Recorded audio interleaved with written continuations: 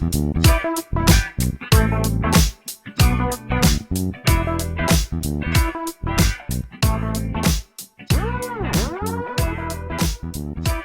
청취자 여러분 반갑습니다.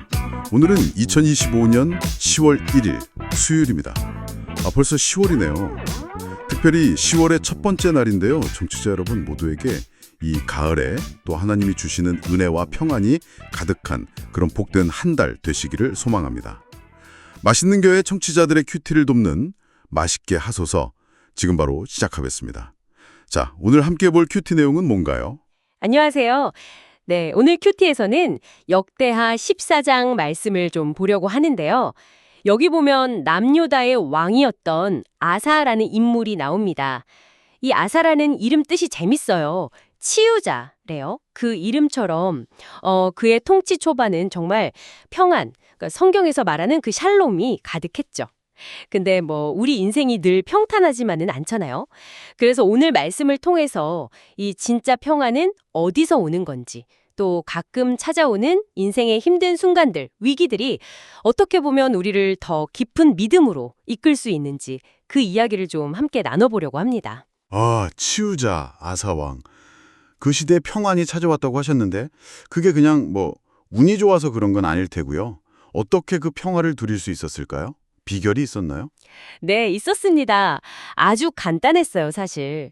그 2절 말씀을 보면요. 하나님 보시기에 선과 정의를 행했다 이렇게 나와요. 그러니까 다른 사람 눈치 보고 그런 게 아니라 딱 하나님의 기준을 따랐다는 거죠. 그래서 그 이전 시대부터 쭉 있었던 여러 이방신 섬기던 제단들, 산당이나 아세라 목상 같은 거요. 3절에 나오죠. 그런 우상들을 아주 과감하게 없애버렸어요. 심지어는 자기 할머니가 우상을 섬기니까 그 왕실의 가장 어른이신 태우 자리에서 물러나게 할 정도였어요. 정말 대단한 결단이었죠. 와, 할머니를요? 진짜 쉽지 않은 결정이었을 텐데. 그래서 그런 결단 덕분에 평안이 온 거군요. 네, 그렇죠.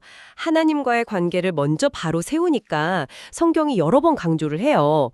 1절에도 나오고 5절, 6절에도 보면 그 땅이 10년 동안 평안했다. 이렇게요. 이게 바로 하나님이 주시는 진짜 평안, 샬롬인 거죠. 그런데 여기서 또 중요한 포인트가 있어요. 아사왕이 이 평화로운 시기에 그냥 좋다 하고 안주하지 않았다는 거예요. 6절부터 8절까지 쭉 보면 오히려 이 평안할 때 성벽을 더 단단히 쌓고 군사력도 키우고 그러면서 이제 다음 상황을 대비하는 그런 지혜를 보여주거든요. 평안할 때 더 하나님을 의지하고 미래를 준비하는 자세. 이게 참 중요한 것 같습니다. 이야, 10년이나 평화로웠더니 정말 대단한데요. 듣기만 해도 좋은데. 그런데 그 평화가 계속되지는 않았겠죠? 네, 맞습니다. 그게 인생이죠. 10년의 평화가 지나고 나서 정말 상상하기 힘든 엄청난 위기가 닥쳐옵니다. 9절을 보면요. 당시 아프리카 쪽에 있던 강대국이죠. 구스. 거기서 100만 명이나 되는 대군을 이끌고 왔다고 해요. 병거, 요즘으로 치면 탱크 같은 거겠죠? 그것도 300대나 끌고 쳐들어왔다고 기록되어 있습니다. 당시 유다 군대를 생각하면 거의 2배에 달하는 어마어마한 규모였어요. 100만 대군요. 아니 잠깐만요. 하나님 잘 섬겨서 평화를 누렸는데 왜 갑자기 이렇게 감당하기 어려운 시련이 온 거죠?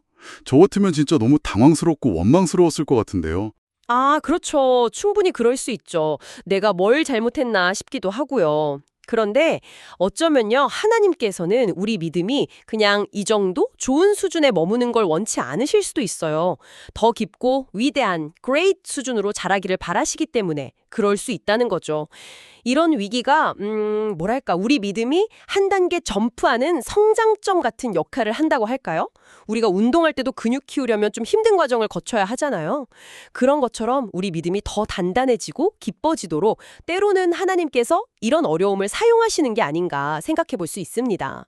그리고 이 과정을 통해서 내 힘으로는 안 되는구나. 정말 하나님만 의지해야 하는구나. 이걸 배우게 되는 거죠. 그렇군요. 위기가 믿음의 성장점이라 그럼 그 어마어마한 백만대군 앞에서 아사왕은 어떻게 했나요? 무너졌나요? 아니요. 거기서 아사왕의 진가가 드러납니다.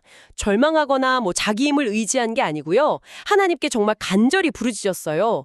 그 11절에 나오는 기도가 정말 인상적인데요. 한번 들어보세요. 여호와여, 힘이 강한 자와 약한 자 사이에는 주님 말고는 도와주리가 아무도 없습니다. 우리 하나님 여호와여, 우리를 도우소서. 사람이 주님을 이기지 못하게 하옵소서. 진짜 모든 게 불가능해 보일 때, 다른 어떤 것도 의지할 수 없을 때 나오는 그런 절박한 외침이죠. 오직 하나님만 바라보는 기도. 와, 정말 그 절박함이 느껴지는 기도나요? 결과는 어떻게 됐나요? 궁금한데요? 하나님께서 그 기도에 응답하셨어요.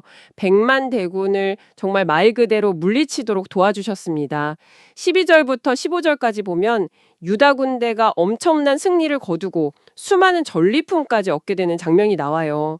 그야말로 절체절명의 위기였는데 이게 오히려 더 큰 승리가 되고 또 하나님의 살아계심을 생생하게 경험하는 그런 축복의 기회가 된 거죠. 이야, 위기가 오히려 더 큰 축복의 통로가 되었다. 오늘 아사왕 이야기를 통해서 우리가 딱 붙잡아야 할 핵심 메시지가 있다면 뭘까요? 저는 그 킨츠기라는 개념으로 한번 설명해 보고 싶어요. 킨츠기 들어보셨는지 모르겠는데 이게 깨진 도자기를 버리지 않고요. 그 깨진 조각들을 금으로 이렇게 이어 붙이는 거예요. 그러면 그 깨진 흔적이 오히려 더 독특하고 아름다운 무늬가 돼서 훨씬 더 가치 있는 예술품이 되는 일본의 전통 기법이거든요. 전에 하나님께서 우리 인생을 다루시는 방식도 좀 이어 비슷하지 않나 그런 생각을 해요. 우리 삶에도 깨진 부분들 있잖아요. 상처나 실패의 흔적들. 근데 그걸 하나님께 가지고 나아갈 때 주님은 그걸 그냥 외면하시는 게 아니라 그 깨진 틈을요, 그 은혜라는 금으로 이렇게 메워주시는 거죠. 그래서 우리를 이전보다 더 아름답고 더 강하고 더 가치 있는 존재로 만들어 가신다는 겁니다. 그러니까 우리의 약함이 오히려 하나님을 만나고 그분의 능력을 경험하는 통로가 되는 그런 역설인 셈이죠. 킨치기 신앙, 깨어진 틈을 은혜의 금으로 메우신다. 정말 감동적인 비유네요. 청취자 여러분, 혹시 지금 평안의 시간을 보내고 계시다면 아사왕처럼 그냥 머물러 있지 마시고 믿음의 기초를 더 깊이 다지는 그런 시간으로 삼으시길 바랍니다. 또 혹시 지금 감당하기 어려운 위기 가운데 계신 분이 있다면 그 시간이 여러분을 무너뜨리는 시간이 아니라 오히려 여러분을 더 귀하고 아름다운 존재로 빚으시려는 하나님의 특별한 킨치기 작업이다. 이렇게 기억하시면서 용기를 내시면 좋겠습니다. 네, 맞습니다. 약할 때 강함 되시는 우리 주님 안에서 청취자 여러분 삶의 모든 깨어짐이 그 상처의 흔적이 오히려 가장 빛나는 영광의 무늬가 되기를 저도 축복합니다. 오늘도 정말 힘찬 하루 되세요. 오늘 함께 하실 찬양은 내가 문 눈 안에입니다. 이 찬양 들으시면서 오늘 주신 말씀 다시 한번 마음에 새기시면 좋겠습니다. 저희는 이 찬양과 함께 물러가겠습니다. 지금까지 맛있는 교회 성도님들의 큐티를 돕기 위한 맛있게 하소서였습니다. 감사합니다.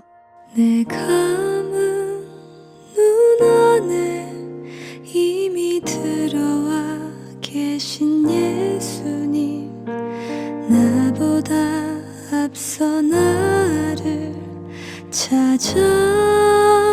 찾아주시네. 내 뻗은 두 손 위로 자비하심을 내어주시니 언제나 먼저 나를 위로하시네. 내 노래 가운데 함께 즐거워하시는 늘 나의 기쁨이 되시네. 수많은 사람 중에 나를 택해 잡으시고 눈물 거두어 빛살 가루 채우시니 그분은 내 자랑, 나의 기쁨, 나의 노래, 나의